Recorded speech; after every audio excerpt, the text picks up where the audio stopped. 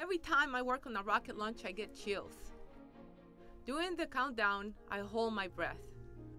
The countdown is so terrifying because the satellite that I have worked on is going into space on top of a bomb. This rocket can be delivered safely into orbit, or it can blow up in an instant. The climax for me and for everyone working at NASA in these amazing projects is the point of liftoff and separation. I know many of you have watched rockets launch from NASA on television. The sound is so overwhelming. When the sound waves travel across the 3.5 miles from the launch pad to those watching the launch, we not only hear the liftoff, we actually feel it.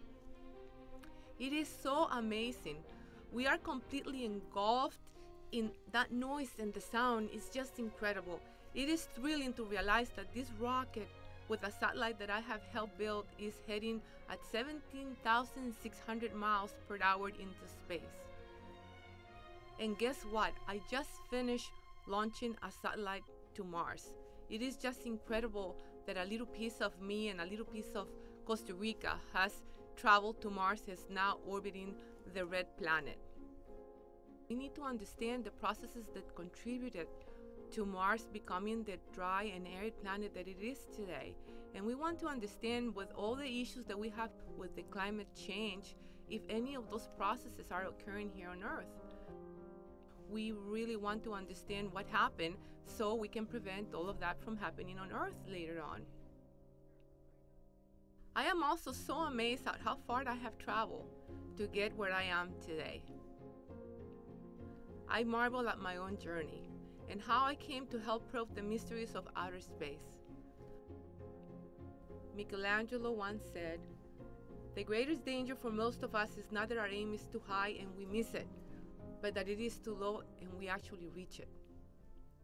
My story today is how a Costa Rican girl from a poor family nurtured an improbable dream about space travel and made that dream come true. My story began a long time ago.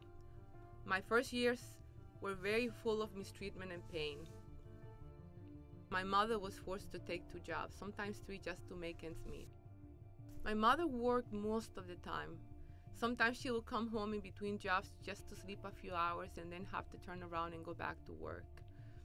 We knew she was dead tired, but she still took some time to be with us and play with us and talk to us. For many years, my mother kept food on our table and a roof over our heads. I was always in awe of her perseverance and determination to keep on going without complaining. She would not let herself break under all the pressure that she was under. I continued to take care of the house chores and my younger brother while going to school, hardships, and everything I had to do.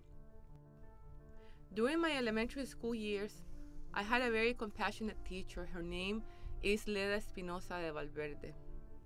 We called her La Niña Leda. She is a loving person and she demanded a lot of her students. She taught us to take pride in everything that we did and to pay attention to all of the details.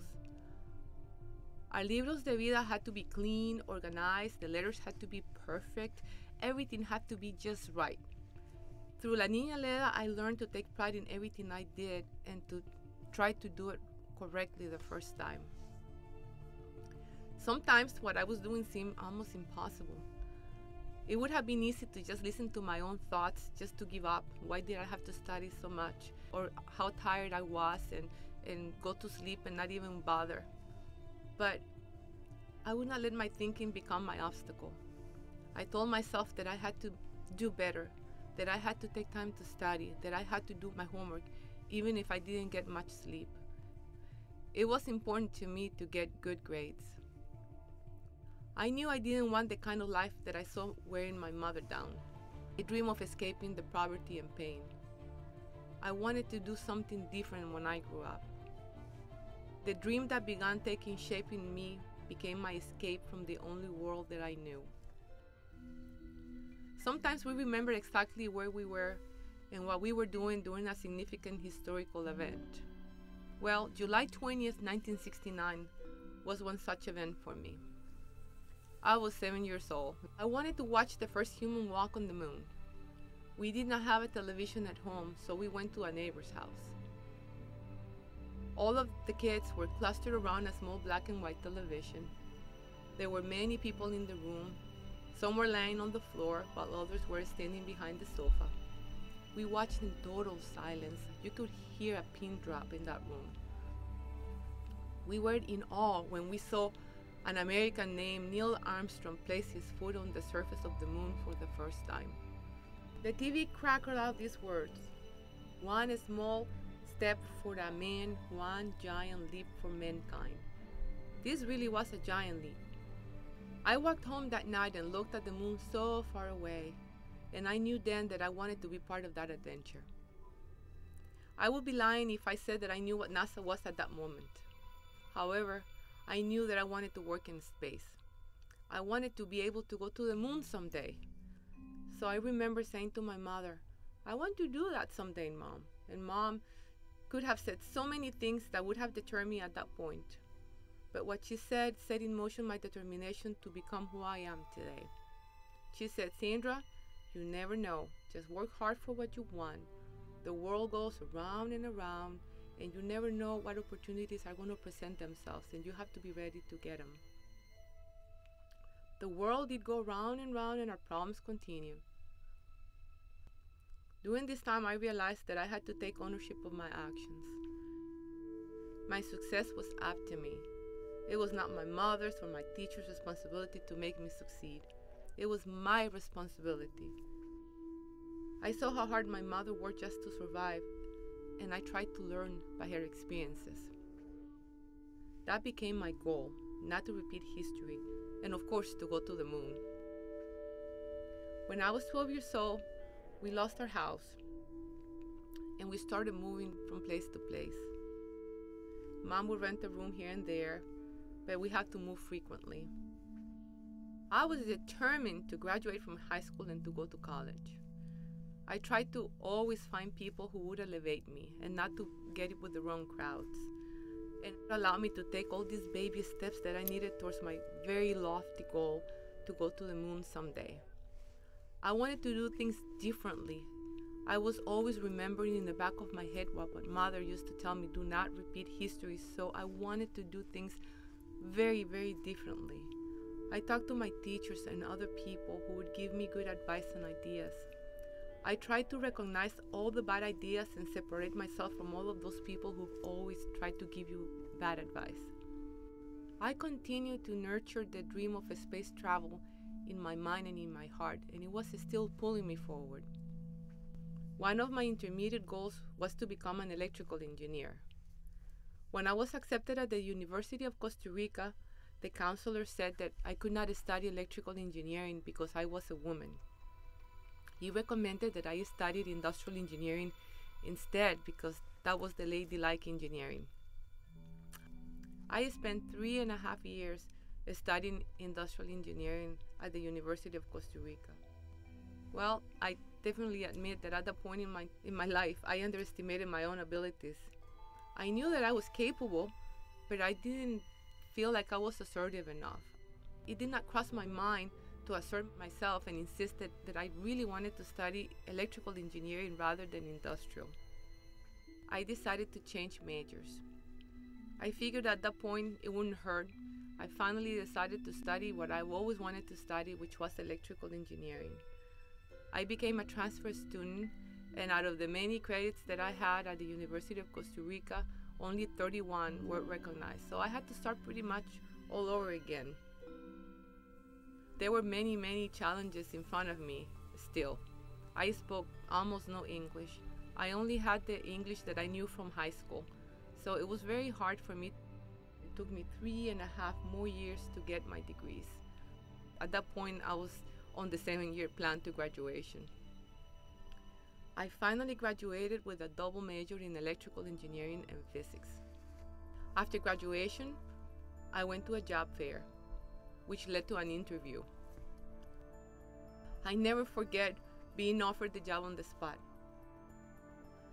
I had overcome so many obstacles, and I was given a wonderful opportunity to work at Goddard as a contractor. 3 years later, I was hired by the agency. I finally became a full-fledged civil servant.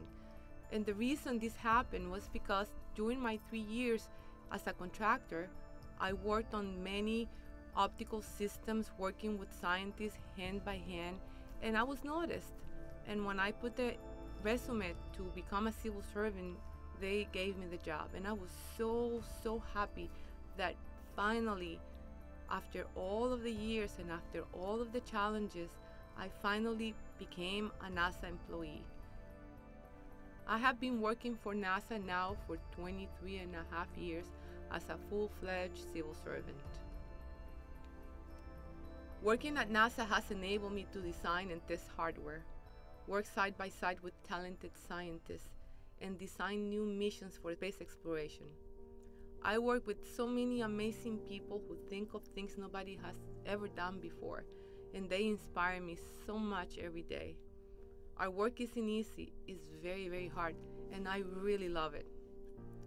My dream, as you have heard, was very lofty and perhaps a bit unrealistic.